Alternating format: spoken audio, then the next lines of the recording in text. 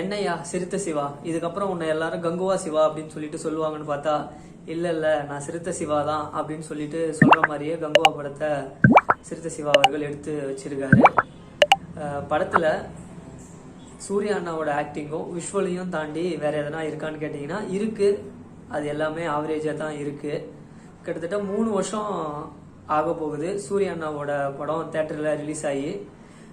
இதுதான் இந்த படத்துக்கு தான் சூர்யா அண்ணாவோட ஃப்ரெண்ட்ஸ் பார்த்தீங்கன்னா ரொம்பவும் எதிர்பார்த்து காத்திருந்தாங்க. அதே சமயம் இந்த படத்தோட சைடு இருந்தும் ரொம்ப ஐப்பும் ஏற்றி வச்சிருந்தாங்க.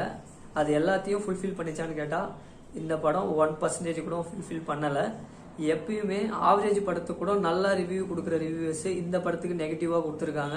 10 நிமிஷம் ரிவ்யூ கொடுக்குறாங்கன்னா அதில் 4 நிமிஷம் பாசிட்டிவாகவும் 6 நிமிஷம் நெகட்டிவாகவும் தான் இந்த படத்துக்கு போட்டிருக்காங்க. அதுக்குன்னு ரொம்ப மோசமான படம்னு கேட்டிங்கன்னா கண்டிப்பாக கிடையாது. நம்ம தமிழ் படத்துக்கு நம்ம தான் சப்போர்ட் கொடுக்கணும். எந்தெந்த ஸ்டேட்லேருந்து வர படத்துக்கும் நம்ம சப்போர்ட் கொடுக்குறோம், இந்த படத்துக்கு நம்ம சப்போர்ட் கொடுக்கலாம். எப்படி கண்டிப்பாக இது ஒரு தியேட்ரிக்கல் மூவி தான், ஒன் டைம் வாட்சபிள். இன்ட்ரெஸ்டிங்கான கான்வர்சேஷன்ஸ் இந்த மாதிரி நீங்கள் டெய்லி நிறைய பார்க்குறதுக்கு சப்ஸ்கிரைப் பண்ணுங்கள்.